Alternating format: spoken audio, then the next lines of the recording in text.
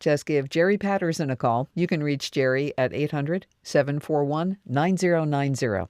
Listener support powers WUSF. Funding also comes from Suncoast Credit Union, whose local professionals are ready to support businesses with tailored products and services, from commercial real estate and investment loans to equipment financing and treasury management. Learn more at suncoast.com/nextlevel. What happens to a health insurance system when millions of people see their premiums suddenly skyrocket? I'm more than willing to pay my share of whatever I have to, but $1,200 a month is, in my mind, extremely unreasonable. We could find out at the end of the year. That's when federal subsidies for Obamacare are set to expire. I'm Matthew Petty, and this hour on Florida Matters Live and Local, we'll talk about how it could change the equation for millions of Floridians who get health insurance through the federal marketplace. Are you one of them? If you've got a question about what comes next, call and join the conversation, 813-755-6562. You can email FloridaMatters@WUSF.org. Also, baseball fans, are you happy to see Tropicana Field get its roof back? Plus, the first Black Rockette shares how she made history with the famed dance troupe. And get ready for Shopperpalooza this weekend. All that and more on Florida Matters Live and Local. First, these headlines. Live from NPR News, I'm Lakshmi Singh. Ukraine's national security advisor says President Volodymyr Zelensky could be heading to the United States in the next few days to meet with President Trump. NPR's Eleanor Beardsley reports the two leaders are expected to discuss the most sensitive parts of a possible peace plan to end the war with Russia. The European-backed initiative replaces the 28-point pro-Russian peace draft that was struck down in Geneva this week. The Kremlin has already rejected the new plan. Zelensky told his nation to steel itself for intensified Russian pressure. Hours later, the Kremlin launched 22 missiles and more than 400 drones at the Kyiv region. 7 people died. 25-year-old barista Mikhailo Didenko says it was an awful night. I woke up from the explosions and I wanted to cry, he says. Didenko says it's good there's a new plan to replace what was a complete capitulation. He's hoping something can be achieved in the coming months because he says people are exhausted. Eleanor Beardsley, NPR News, Kyiv. NPR has learned that Defense Secretary Pete Hegseth plans to stop cooperating with Scouting America, what was formerly called Boy Scouts. That would break a century-old tradition. Hegseth has criticized changes in the organization, among them allowing girls to join. Graham Smith with the NPR investigations team has been reviewing internal Pentagon documents. There are a number of documents shared by a source with DOD, including a draft report to Congress from Hegseth explaining why the Pentagon won't be supporting next year's Scout Jamboree, which is a gathering of about 15,000 to 20,000 youth and leaders in West Virginia about every 4 years. The military provides logistical and medical support, and we also have memos and draft orders relating to other ways the military is going to cut ties. They're not going to let scout troops meet on military bases anymore, and they'll stop offering incentives that channel a lot of top scouts into military service. NPR's Graham Smith on Morning Edition. NASA says it's scaling back its Starliner contract with Boeing. NPR's Nell Greenfield-Boyce reports the space agency says it's now planning 4 Starliner flights with crews instead of 6. During its first flight with astronauts on board, Starliner had problems with its propulsion system. The glitches worried NASA so much that officials decided not to use Starliner for the crew's return trip. Instead, the astronauts had to stay on the International Space Station for months until they could catch a ride back in a SpaceX capsule. Since then, Boeing and NASA have been working on system upgrades. NASA now says the next Starliner flight to the station will carry only cargo. That flight is scheduled for no earlier than April. If that goes well, the agency says Starliner will be used to fly up to 3 crew rotations to the station. Nell Greenfield-Boyce, NPR News. From Washington, it's NPR News. Support for NPR comes from NPR stations. Other contributors include Capital One, offering their dining and entertainment card, Savor. What's in your wallet? Terms apply. Details at CapitalOne.com. And listeners like you who donate to this NPR station. You're listening to WUSF 89.7. I'm Craig Kopp. Next month's planned bear hunt will go on. A Leon County judge rejected the conservation group Bear Warriors United's request for an injunction to stop the hunt. Following a virtual hearing on Monday, the judge said the group was unable to show, quote, substantial likelihood of success on the merits in its lawsuit, unquote. Earlier Monday, Bear Warriors United attorney Thomas Krapps said the Florida Fish and Wildlife Conservation Commission approved this hunt without sound science.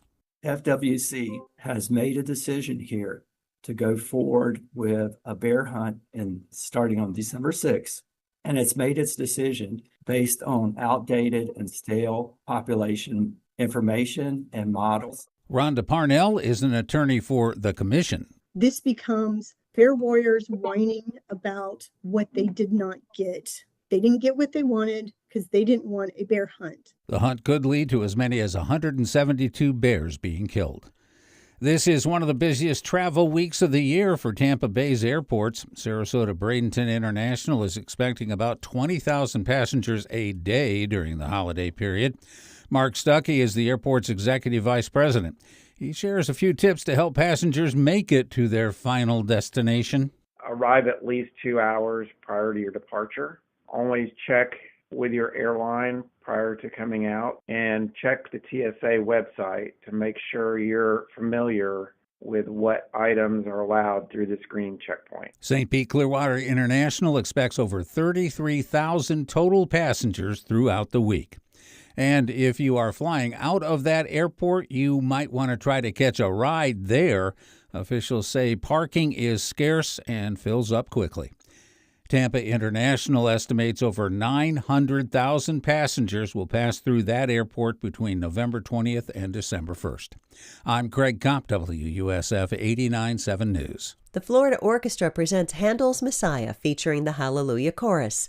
Michael Francis conducts with the Master Chorale of Tampa Bay, December 5th and 6th at the Strass Center and Mahaffey Theater. Tickets at floridaorchestra.org. Want to be in the know, but you don't have a ton of time, especially in the morning? Well, the Bay Blend podcast from WUSF gives you the latest news and events in the Tampa Bay area in just a few minutes. It's fun, it's quick, and it's all about your community. Check out the Bay Blend weekday mornings wherever you get your podcasts at.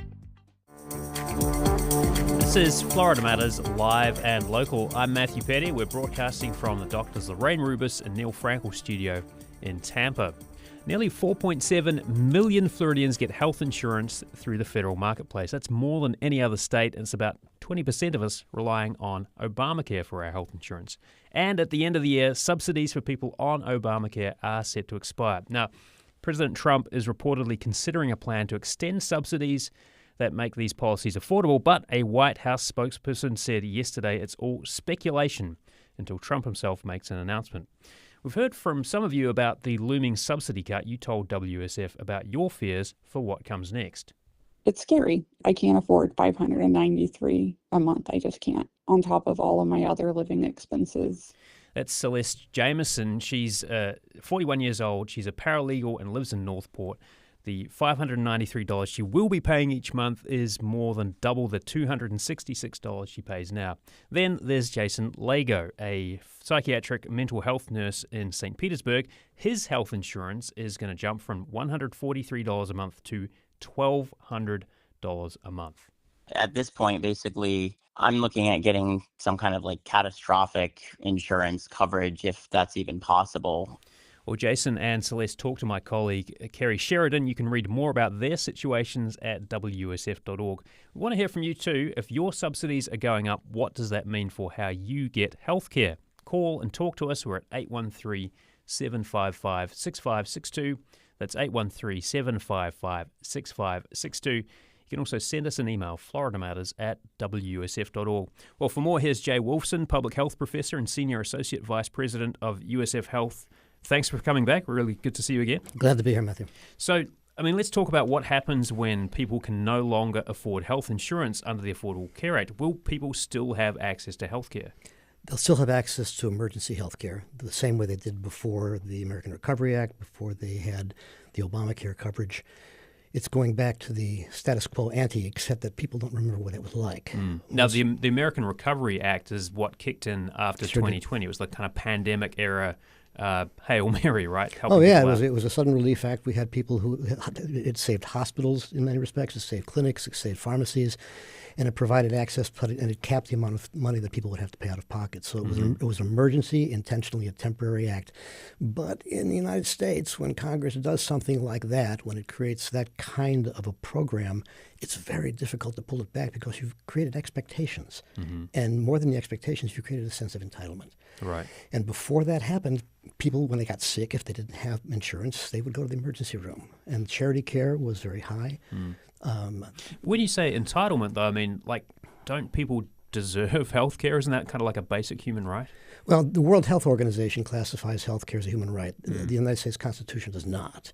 So nowhere in our laws is health care and access to health care a right, except for veterans and for persons 65 years of age and older, permanently disabled, or persons below a certain income level for Medicare, Medicaid, and veterans benefits. Right. But for the rest of the nation, no. Health care has not been defined as a right. And it's, whether you consider that a moral failing of our country or the intransigence of Congress or the fact that our system is so disjunct and so expensive. It's very complicated, too. Terrible. It's a non-system.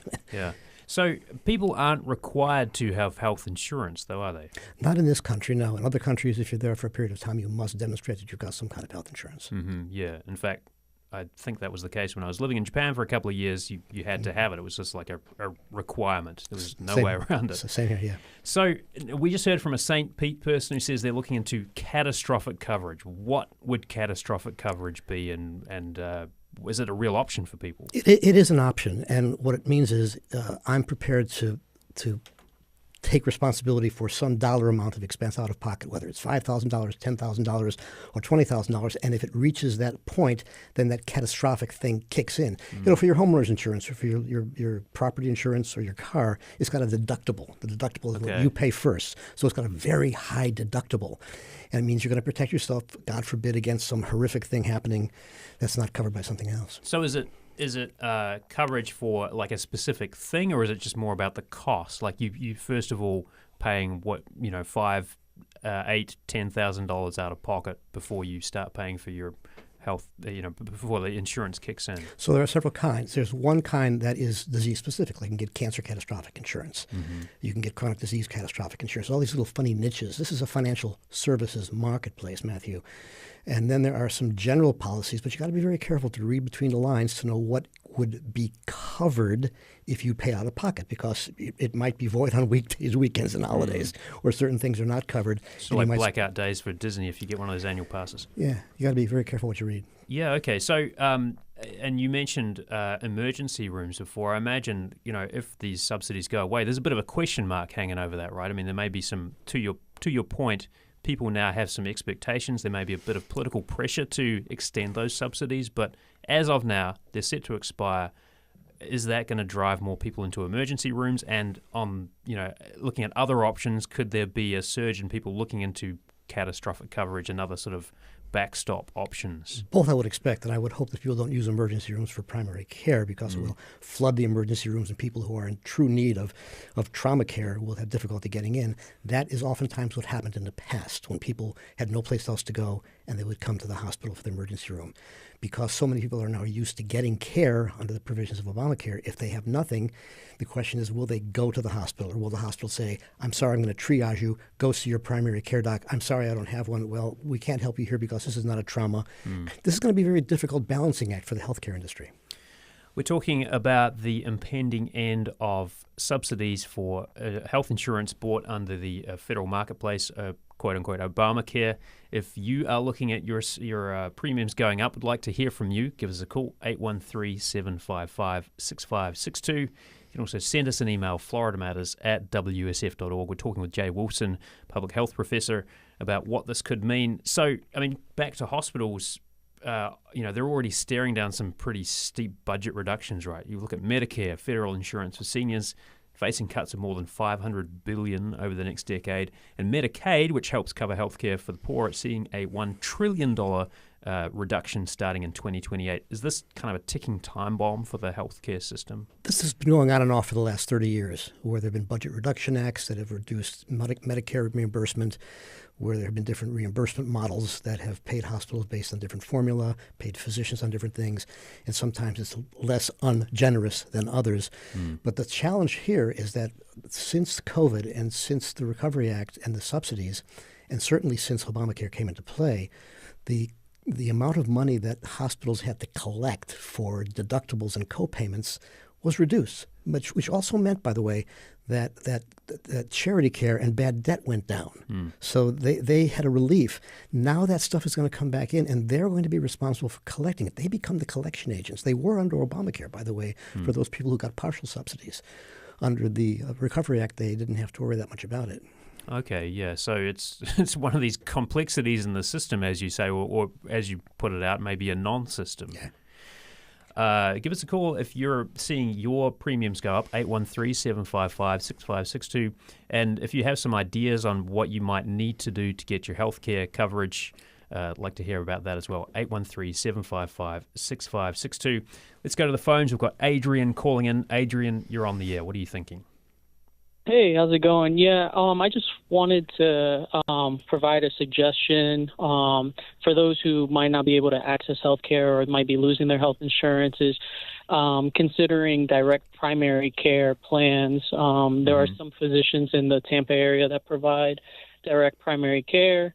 It's essentially an insurance through that provider, and they'll provide a list of services throughout the year at a monthly rate. Okay. Yeah. So that's kind of like how a lot of people get dental care, right? You just kind of say, I'm going to pay this for the year, and here's what I get. Yeah, so it's provider specific. So, a primary care physician might have their own practice, and they may offer something like maybe for $150 a month, you can get 2 yearly visits, labs, and then they may or may not have some type of an arrangement with a pharmacy, a local pharmacy. They might do compound pharmacy themselves. Yeah. But it's a great alternative for those who are seeking at bare minimum some type of healthcare coverage. Adrian, thank you so much for that suggestion. I really appreciate that. Let's go to the phones again. Jean is calling in. Jean, you're on the air. Hi, yeah, I'm a 60-year-old single wage earner. I only time, and I was paying $42, and it's gone up to over $1,000. Oh my! What are you going to do, Jean? What's that? What are you going to do? I'm in a shelter right now. I lost my lease due to a renter not paying, and he was a professional squatter. Oh my goodness! So I'm not going to sign up again for it because I'm a healthy individual. But I did have it in 2024 when I had an accident, and I only had 6 stitches. And it should have cost me a couple of $1,000s. They tried charging me $16,000. Wow. I went above and beyond and was able to get it back down to my what the gentleman was talking about earlier. The fee that you pay up to. Yeah. I think I ended up paying $1,800. Jean, I'm so sorry to hear about your strife there, but I appreciate you sharing your experience with us. We've only got about a minute left here, Jay, but I mean, a couple of options, a couple of thoughts there, some perspectives there. I mean, what about that kind of paying out of pocket, sort of saying, I want to pay up front? Because that is one of the conundrums about healthcare, right? Sometimes you're not sure exactly how much something's going to cost you. You don't know because the pricing is not transparent. Only a few places will post their prices. Oftentimes, the emergency clinics will. They'll tell you what their prices are for certain things. The bottom line is do all that you can to stay healthy. Primary care is really important. So if you can get something that's at a relatively easy expense for you, so you can see somebody once in a while and get diagnosed when you need it, that's helpful. But then it doesn't necessarily include the hospital care and the testing and what you might need. Yeah. So the bottom line is, prevention works and maintaining your health works terribly well. Yeah. Just be careful out there, folks, and read things before you sign it. Yeah, good advice. Jay Wilson, Public Health Professor and Senior Associate Vice President of USF Health. Always great talking to you. Thank you so much. My pleasure. Be safe and be well. Coming up, the shredded roof of St. Pete's beloved Tropicana Field was a potent symbol of last year's devastating storm. As well, the roof is back on the Trop and the Rays will be back to play ball next season. We'll get an update on repairs to the Trop next on Florida Matters Live and Local. Stay with us.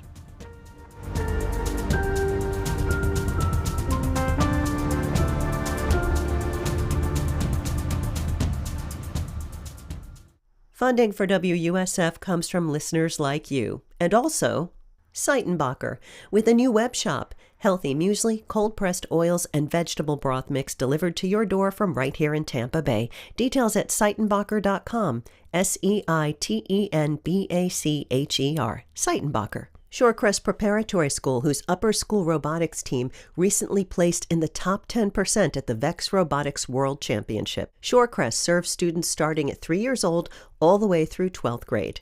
Learn more at shorecrest.org. I'm Robin Young.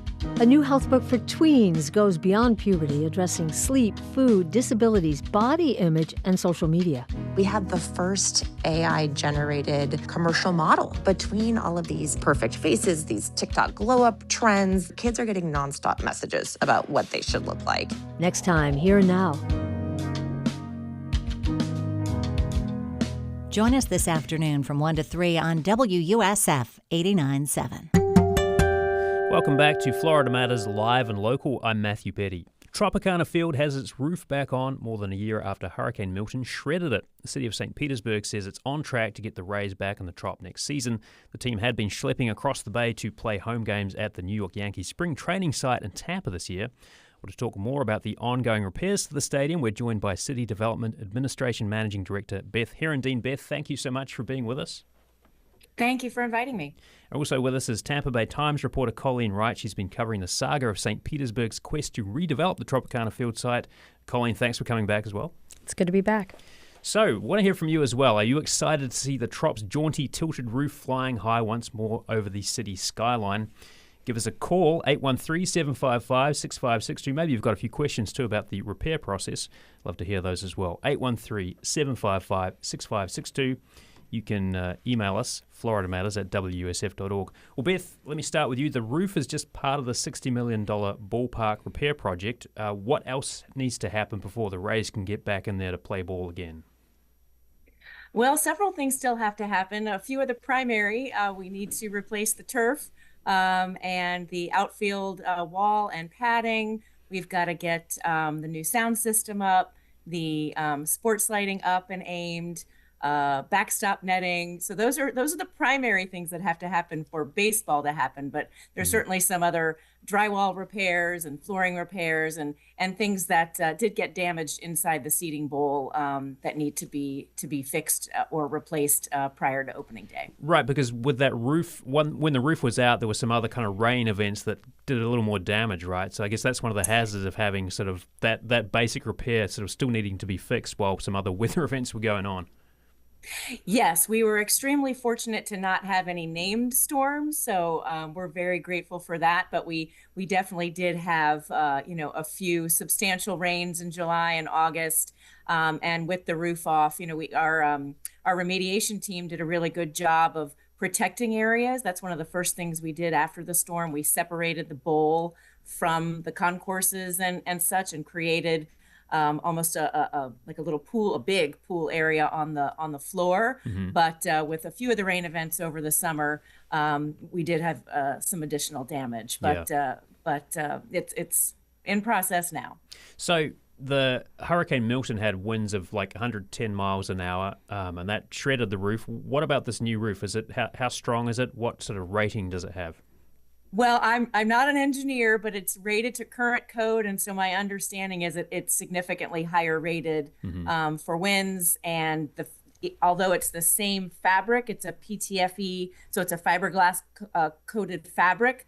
The technology from the 80s to now has evolved significantly. So although it's the same fabric, it's a stronger fabric, a stronger version of that fabric. Mm-hmm. And let me ask you about the cost too. So I know originally it was around $56 million, right? And then the price went up a little bit. So we're looking at around $60 million now. It's quite a lot of money to spend on some repairs. Does the city have any chance to recoup some of that? And if so, how? Sure. Well, it is a lot, but we are contractually obligated to make the building playable again for baseball. And so we've received some funds from insurance. We expect to receive additional funds from insurance, and we are working very consistently and closely with FEMA and Florida Department of Emergency Management for some reimbursement through FEMA. So we continue that process. it's an ongoing process. If you're just joining us on Florida Matters Live and Local, we're talking about the ongoing repair process for the Tropicana Field site. The roof is back on. Some other things to be done before the Rays can get back in there, but looking like it's on track for baseball to be back there next season. With us is Beth Herendeen from the City of St. Pete, and let me bring in Tampa Bay Times reporter Colleen Wright. You've been covering this for a long time now, so I'm wondering, do you have a sense of what the folks in St. Petersburg think about that sort of pretty striking symbol of the city being sort of back shipshape again? I remember sort of driving over into St. Peter. It was quite sad seeing that shredded visage of the Trop, right? So how do people feel about it sort of being back online? I think there is a collective sigh of relief throughout St. Petersburg that we didn't have any major storms, no named storms, no hurricanes. And I think that would have been a real problem. I think Beth might agree with me that, if something come by, that would probably delay. There was, I think, a month contingency on the Trop roof. I don't know what the backup plan would have been. I remember asking Mayor Welch about that. He said that the Rays might have had that backup plan. But I think it's a good sign. I think the storms, it was really dark last year. I remember just a dark feeling. The Rays deal was falling through before it really fell through. The Trop was kind of a saga. The Rays originally didn't want repairs and wanted to go for a settlement and get the city to buy them out of the agreement, and that didn't happen. And then they changed course and said, yes, we do want repairs. And so repairs started diligently, and Beth has led it, and it's ahead of schedule, and it seems like everything will be wrapped up by February. So I think overall, I think it's a good process. I think people are happy. I think it was really sad to look at, especially when you drive over the highway there. So I think, this is a best case scenario. Yeah, because it was a whole mess, right? There's so much the city had to deal with in terms of trying to do hurricane repairs on other stuff and other problems they had to face. Oh, sure, This was a completely different sort of disaster they had to tackle with as well. Absolutely. The city had to take out a $50 million loan to float these costs. As you heard, Beth, the city is still seeking reimbursement from FEMA. I'm told that kind of would process after the Trop is completed. Then FEMA would work on that. But Beth told me there were no signs of that FEMA's still interested in those conversations are ongoing. There's no signs that those reimbursements wouldn't come. Insurance also, I think it's about $7.65 million from insurance that's been paid out to date. And these things take time, I remember, I think even recently, the city of St. Pete was still earning or getting money from Irma back in 2017. It takes a while to get paid out. So these things take a while, but obviously visible progress, I think, is really helpful. Yeah. There was the talk of, fan fatigue from the Rays ownership over this kind of long-running saga of where the team goes next. Do you get the sense that people in St. Pete are also getting a little bit of fatigue? What happens next with this patch of land in general? Yeah, and there's more to come on that. Baseball long term, not sure. There's talk of an extension, but Mayor Ken Welch told me a few days ago that the Rays have not approached the city asking for an extension, though he is ready to entertain those discussions. In January, the city will officially open a 30-day window for alternative proposals for the historic gas plant district, which is where Tropicana Field is, to redevelop kind of the next stage. What will the next 30, 40, 50 years look like? Unclear if the Rays are going to be part of that. It doesn't seem like it, but we'll see. But I think people just want to know what's finally going on, what certainty. This has been going on now for 18 years, what's going to happen to Tropicana Field.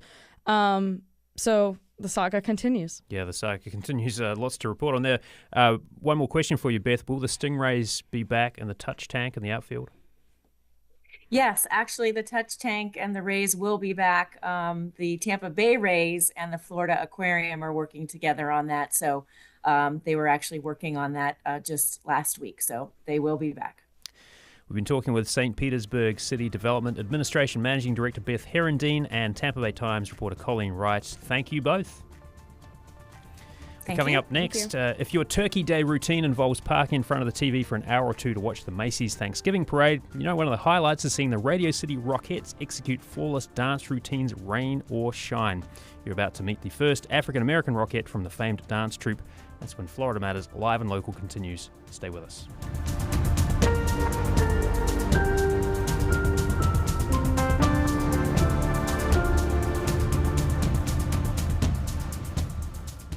WUSF depends on contributions from people like you. And AARP, helping to build a Tampa Bay where people of all ages can live safely, comfortably, and independently. Learn more at aarp.org/FLLivable. That's aarp.org/FLLivable. WUSF thanks Community Foundation Tampa Bay for a generous grant supporting our Edward R. Murrow Award for Overall Excellence in Large Market Radio. Your investment in public media helps us serve our community. Thank you for believing in WUSF. On the next Fresh Air, former U.S. Attorney Joyce Vance discusses the controversy surrounding the Justice Department, including the prosecution of former FBI Director James Comey and the Epstein files. We'll also discuss Vance's career and her new book, Giving Up is Unforgivable, a manual for keeping democracy. Join us.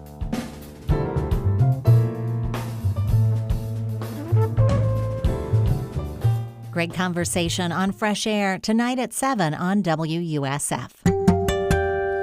Welcome back to Florida Matters Live and Local. I'm Matthew Petty. It's the 100th year of the Radio City Rockettes, you know, the famous precision dancers in New York City. Ladies and gentlemen, please welcome the 88 greatest legs in show business, the world-famous Radio City Music Hall Rockettes.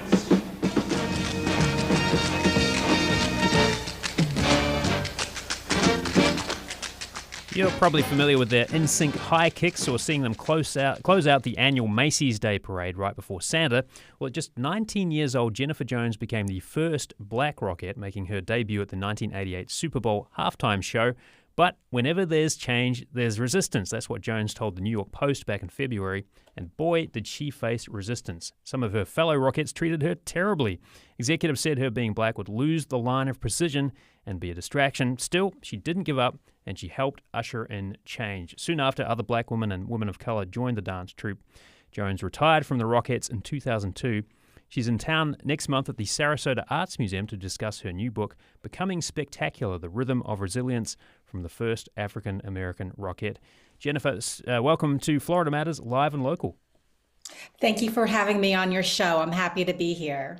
All right, so I want to ask you about kind of getting into the Rockettes the first time, but just before we get to that, what is it like performing in the Macy's Day Parade? Because you're out there kind of rain or shine, right? Or sleet sometimes. How do you kind of do that in those conditions? Absolutely. And dancing on the street, we're guiding to manholes and we're guiding to different colors of the Macy's Day Parade signatures on the street. It is a dedicated practice that as a team that we work on to make a flawless performance. And it is because we enjoy bringing that tradition to homes across the United States every year. Makes it so enjoyable for us that whether it's rain, sun, or sleet, it's enjoyable, and we're doing what we love to do most. So what was it like auditioning for the Rockettes at a time where there were no other black women in the group? Like, how did that feel? I did not know the history of the Rockettes when I auditioned. I was very green and in New York, very new at auditions, very new in the business. I went to the audition to become better.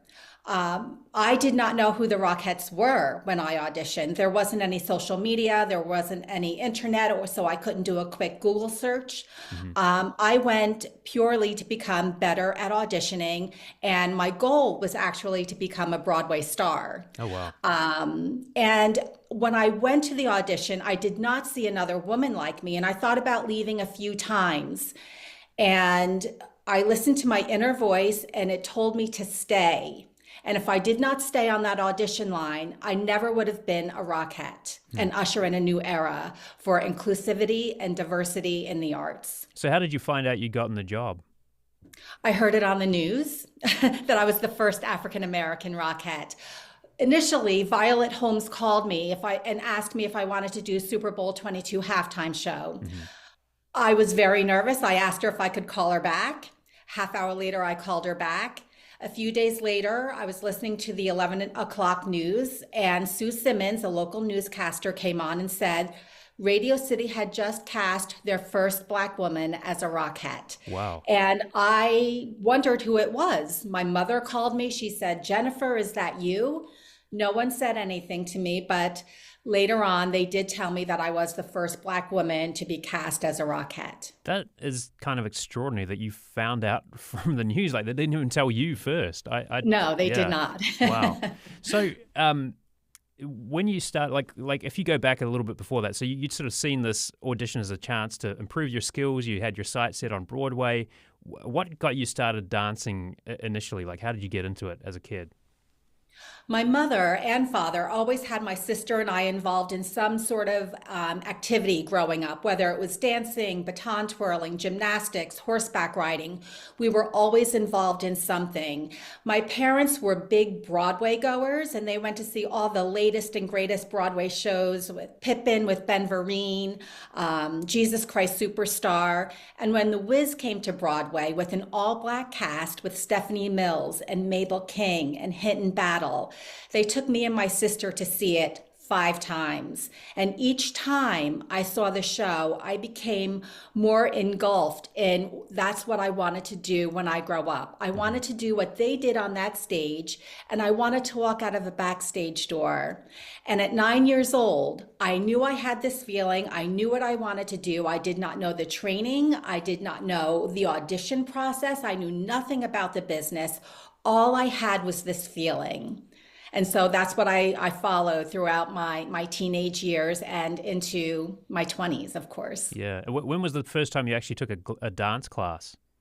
Oh, I was young. I think my mother had me involved in dance at 7 years old, 6 years old. Yeah. Okay. So you'd sort of had some practice at it, and then you obviously saw yourself in the cast of The Wiz, and you're like, that's what I'm going to be. That's what I'm going to do. Absolutely. I think it's so important for children to have a reflection of themselves in any type of business, whether they want to be a CEO of a company, an astronaut, or a chef. There should be some type of mirror that a child can look up to and say, that's what I want to do too. I think it's so important that my parents felt that they needed to take me and my sister to see The Wiz 5 times and have that soak into every cell in my body just to know that's what I wanted to do. If you're just joining us on Florida Matters Live and Local, we're talking with Jennifer Jones. She's in Sarasota next month to talk about her new book about her life as the first Black Rockette.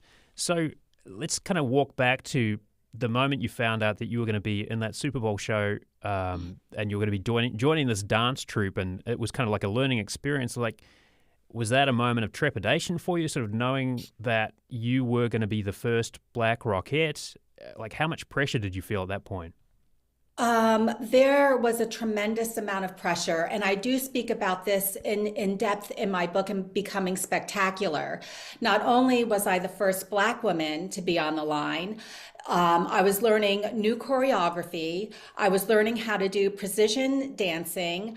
I had to learn how to break out into lines evenly, along with the Rockette language. And not only that, but dance on the biggest platform in the world, the NFL Super Bowl. Not only is that a live event, it's televised around the country. And at 19, 20 years old, there was a lot of pressure. However, I was doing something that I loved to do, that I had dreamt about from such a young age, that it was still something of a dream come true for me. Mm-hmm.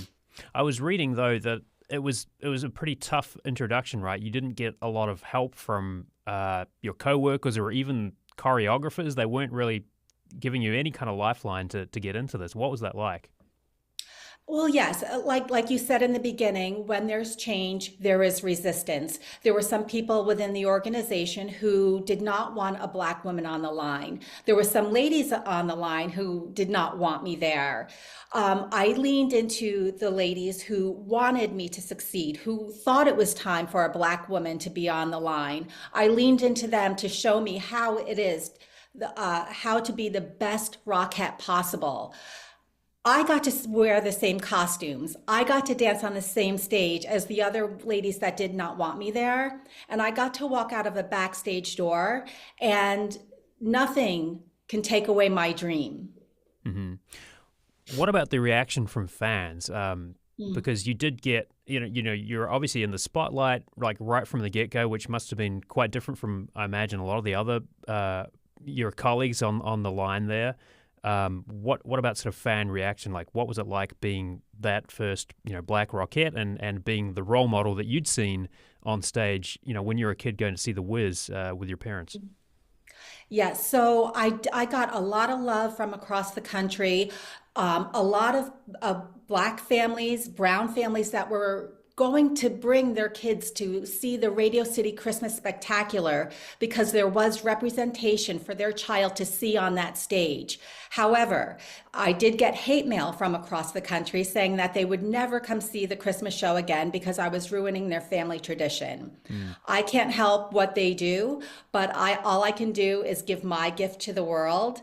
And I just think that representation and diversity and inclusion, no matter what, is so important in this world. Yeah, I mean, it must be hard. It must have been hard to tune that out, though, because, if you're performing, you're putting yourself out there, right? You're really sort of saying, look, I've got something to show. I'm proud of what I'm doing. And then to have people react like that, like, were you able to tune it out? I would have my moments, of course. But again, I had my dream. No one's allowed to take my dream away from me. I've always loved to perform on a stage and wear those beautiful costumes and dance under those glimmering lights. No one was allowed to take that dream away from me. And even though it's difficult, there are challenges.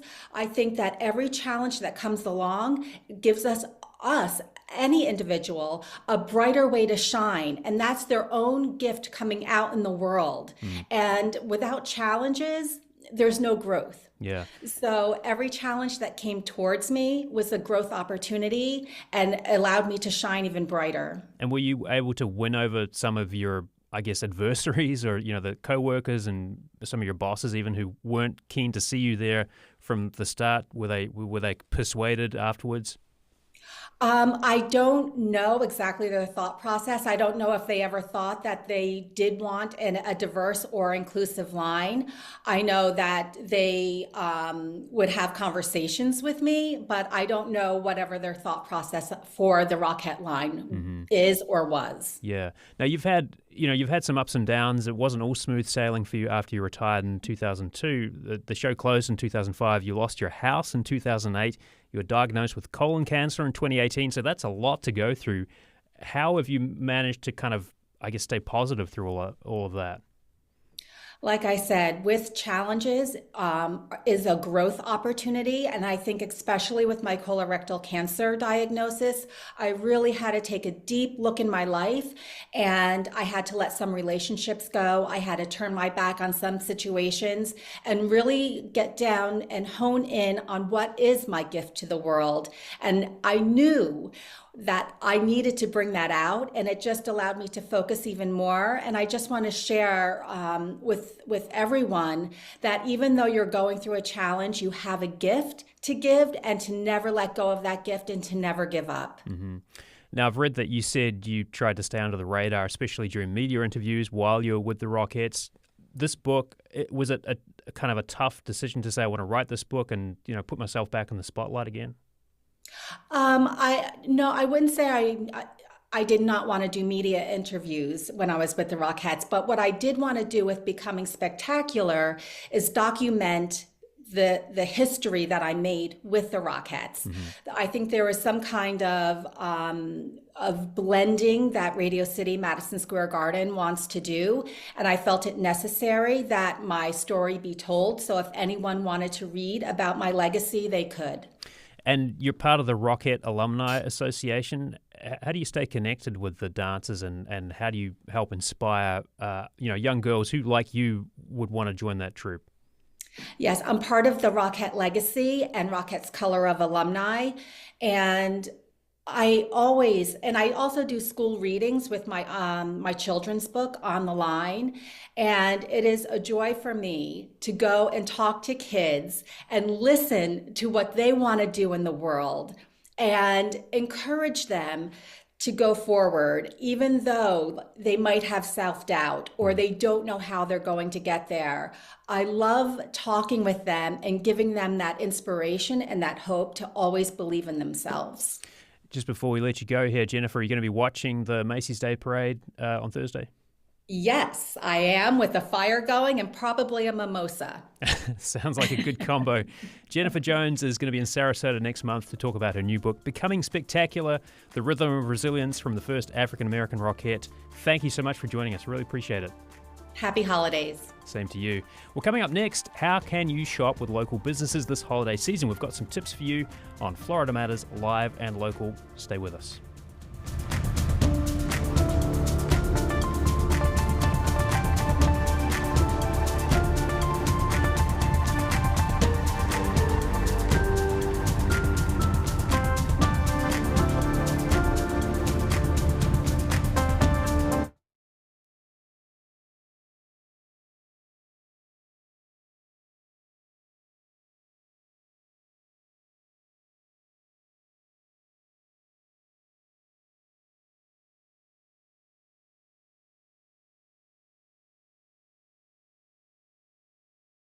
Stadium for the South Florida Football Fan Appreciation Game against Rice on November 29th. Visit usfbullstix.com or call 800-GO-BULLS for tickets. I'm Scott Tong. The Trump administration has canceled temporary protected status for hundreds of thousands of Venezuelans in this country. TPS lets people live and work in the U.S. I can tell you about a man in his 50s that used to have TPS. He lost it, and he was kicked out of the transplant waiting list. Next time, Here and Now. Join us this afternoon from 1 to 3 on WUSF 89.7. Hey, it's Steve Inskeep. That extra car that you're not really using, that car could be worth hundreds of dollars in support or more as a donation to this station. Think about it. I'm Nancy Guan, a reporter at WUSF. Like you, I'm busy, and I need help staying on top of what's going on. I depend on the Wake Up Call, the daily newsletter from WUSF. It starts your weekdays with a quick early glance at the important news happening in the Tampa Bay region and the world. You get quality reporting from WUSF and NPR journalists, and connections to local artists, events, and more. Sign up is easy. Just visit WUSF.org. Welcome back to Florida Matters Live and Local. I'm Matthew Petty. There's a big push in communities across the country to spend your dollars at local businesses this holiday season. And here in Tampa Bay this weekend is your chance to check out what some of them have to offer. Small Business Saturday started in 2010, takes place the weekend after Thanksgiving. In St. Petersburg, they kick off the season with the Shopapalooza Festival, 300 local shops and vendors both Saturday and Sunday at Vinoy Park. And by the way, you can come and visit some of the WSF team at our table at the festival. But you don't need a festival to find a local merchant to support. Communities from Tarpon Springs to St. Amand Circle in Sarasota are great distractions from big box stores or online shopping. And with us to talk more about how you can support your local businesses is Hunter Carpenter with Visit Sarasota. Hunter, thank you so much for being with us. Thanks for the invite. And the saucy queen herself, Michelle Northrup. Michelle, thanks for stopping by. Thank you. All right, so Hunter, why is it important to shop locally? Like, what impact does it have on the local economy? Well, first of all, when you visit an area, right, you're also supporting the makers of that product. And so when you shop local, the money stays locally. Mm-hmm. So when you support a small business Saturday, whether in Sarasota County or Tampa Bay or St. Pete, right, you are supporting a resident, you're supporting a neighbor, you're supporting a local business that can stay open, not just during peak tourism season, but throughout the year. So when people associate tourism and traffic, it's my favorite conversation and I welcome it because tourism is one of those key economic drivers that keeps those businesses open. Mm-hmm. So what do you think local businesses or small businesses can bring to the table that you can't get with your quick and easy Amazon purchase? Yeah, well, I think of, for example, St. Armand Circle in North Sarasota County, where there's more than 100 shops, right? Not only do you get the boutique feel and the historical feel, I mean, St. Armand's is celebrating 100 years in 2026. You also get an experience with it. You're close to the coast. You can make an all-day adventure out of it. And so when you support local, you get in touch with the community, you get in touch with the shop owners, and it's a lot more of a human, personal experience than some sort of just quick transaction. Yeah. Now, Michelle, are you going to be at the Shopapalooza Festival? Yes, I have done Shopapalooza for all 15 years. Oh, wow. So excited. Yeah, what was it like at the start, and what is it like now? It was very small, about 20 vendors, all the way now to over 350 vendors. Wow. I've heard it is the largest shop small movement in the nation. And now you've got your own festival too, right? I do my own festivals, absolutely. And then this festival is with Local Shops One, and I will have my own hot sauces there that I sell. How did you get started? Like, how did the Saucy Queen come about? Well, it's a really cute story. I was working in the garden at my children's school. The vegetable of the week was carrots. Hang on, let me walk back a minute. Your children's school had their own garden? Correct, and Wow. a beautiful organic garden. And we were just starting the garden, so we were trying to get the kids to eat their veggies. And you had a vegetable of the week? Yes, and the vegetable was carrot from my week, so I brought it home, and I happened to have some peppers on the counter, and I thought the natural sweetness of the carrots would balance well with the peppers, so I made like a kickin' carrot hot sauce. I brought it in.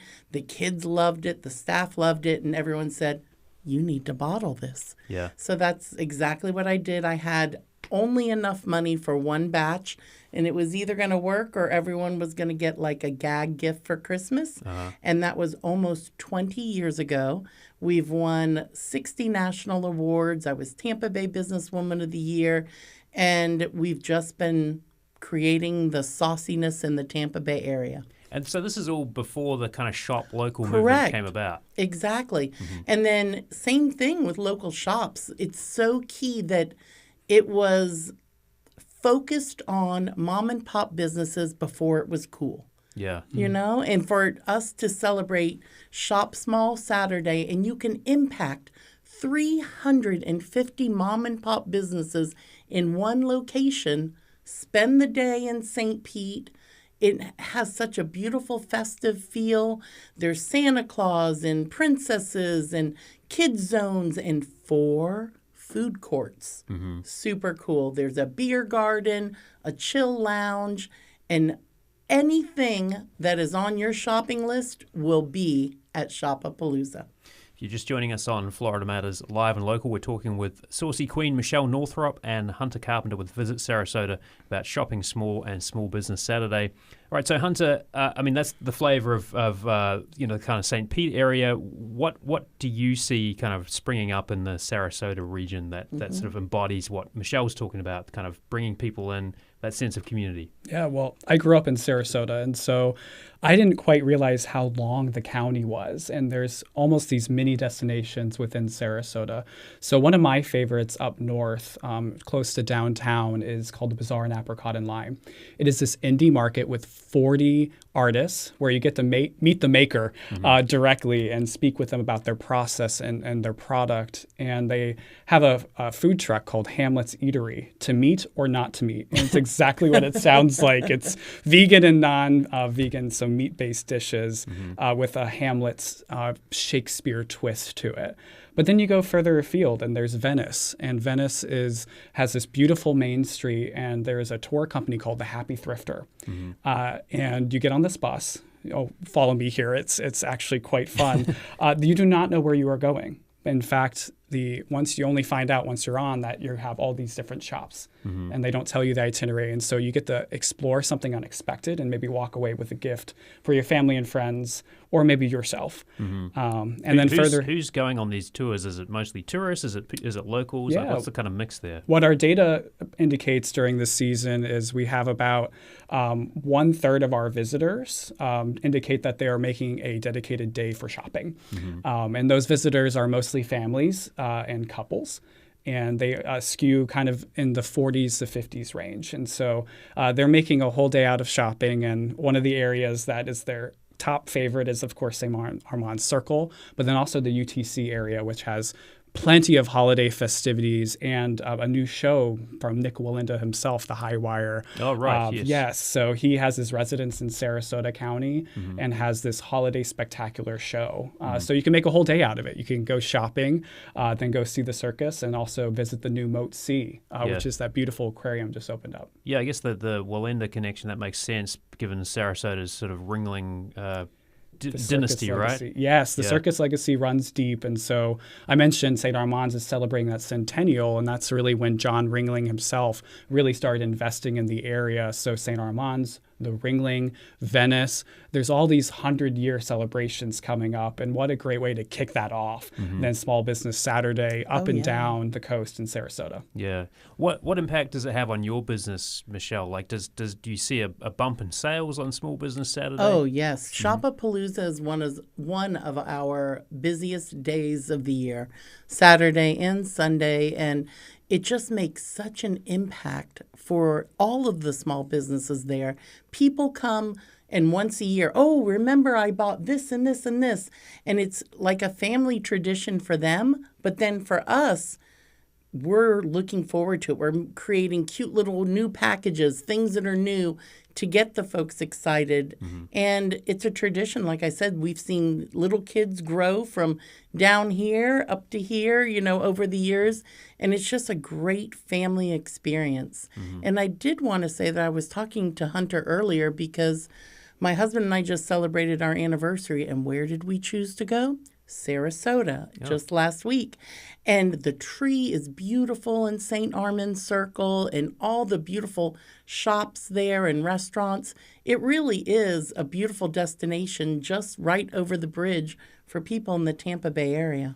Now, thinking about your origin story, right? I imagine that the initial hot sauces you were crafting were probably like not too fiery, right? Because you're tailoring for kids' taste. Right. Are people asking for hotter and hotter sauces yes, these days? And we do. We have sauces with triple the habanero. And then we also have sauces that like my family use every day, like ketchups and spicy mayos, yum yum, mustards, rubs, all sorts of things. And then like our biggest sellers are our gift baskets for people on your shopping list that like to grill or cook or, just are foodies. Hunter, if you've got kids, I got a couple of daughters. I might be looking for some things for my wife. Like any recommendations for some local businesses I might want to stop by? Yeah, absolutely. In addition to the ones I shared, you can go to Englewood as well. There's Dearborn Street. It's a very historic, charming part.